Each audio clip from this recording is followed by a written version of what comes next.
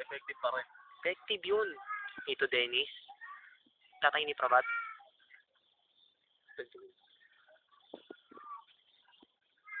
Try mo nga. Ang gawa ko na ito.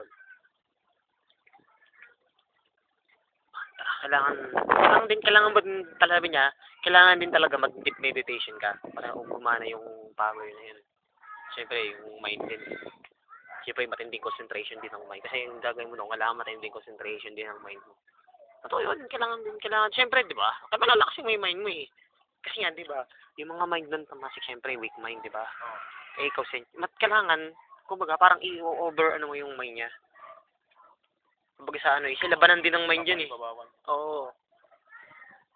Meron pa nga pag may kaaway ka eh, i-mental block mo yung kaaway mo, parang kumbaga tawag sa mga binulungan mo, sa mga layman's term.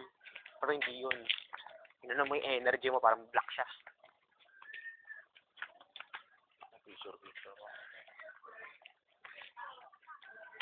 Picture pa kayo. Hayaan nyo, matitikman ko din kayo.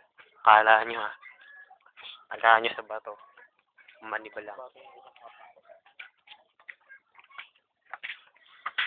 Basta tayo mo.